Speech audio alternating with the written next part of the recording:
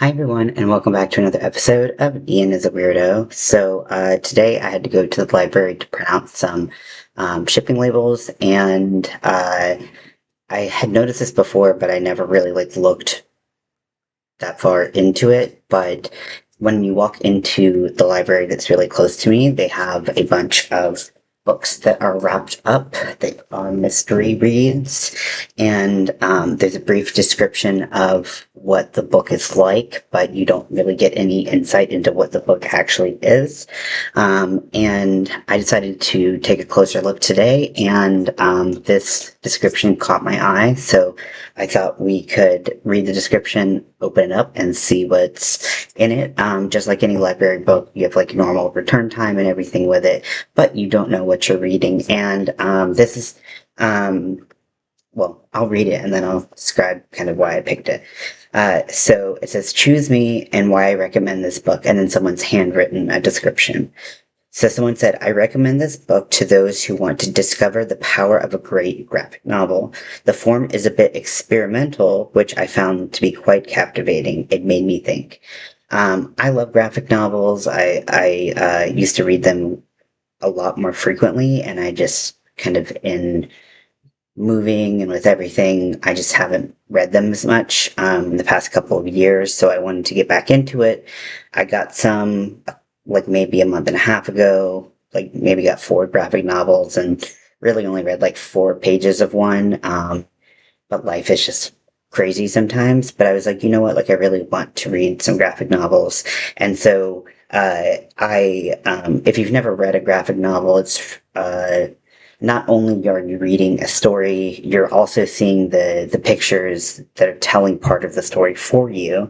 And it's a really interesting exercise of the mind and how your eye tracks different, the movement of different texts, how they lay out the text, and different authors and different illustrators will lay them out differently to kind of convey their point. So I found it actually has really helped with my ADHD and my, before I got diagnosed, I was having really hard, and after I became disabled, I was having a hard time reading in general, unless I had specific lighting situations. And now that I can read a little bit more, um, it actually helps the tracking of reading with my ADHD, and that is something that so that I can read, books that are written in a more traditional format. So I chose this because that description caught my eye, and to say that to discover the power of a great graphic novel. Is always going to get me. So hopefully it's not something I've read before, but the likelihood of it being something I've read before is low. It's definitely a thicker graphic novel. It's about an inch thick, and it doesn't feel.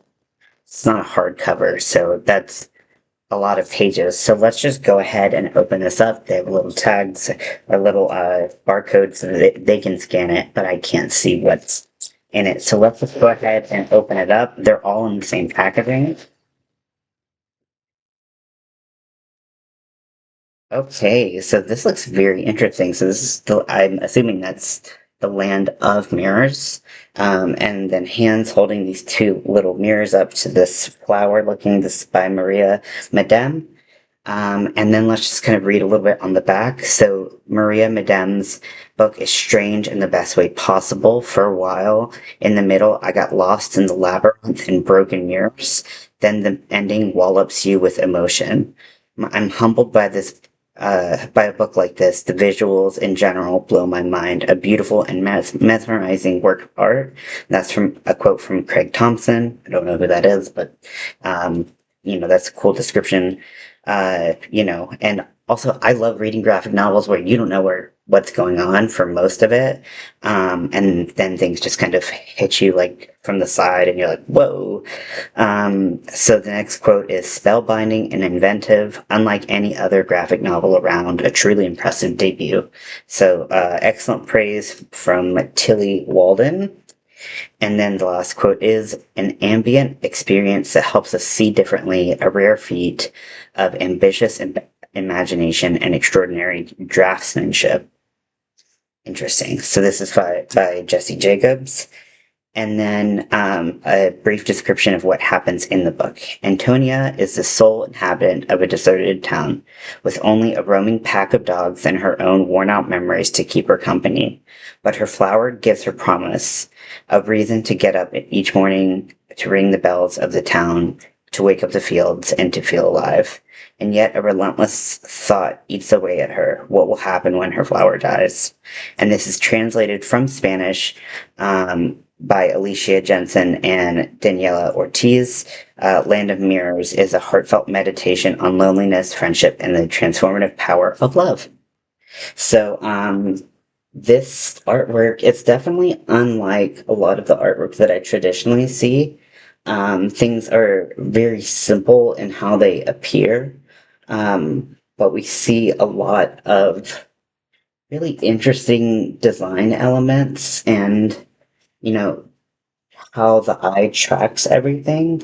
And I'm not seeing a ton of text. There is some text, but a lot of it is in the graphics. And this is very interesting to see kind of a book laid out like that. So the colors, are giving very Pride Month, but it's very very interesting to see, and I'm excited to read this. I don't think I would have looked at a book like this and picked it, but that doesn't mean it's not good. It's just how things call out to you, right? So I'm excited to check this out, and hopefully it's good. Hopefully I'll read it all and be able to tell you. So yeah, this is Land of Mirrors, and yeah, so cool. Surprise bug.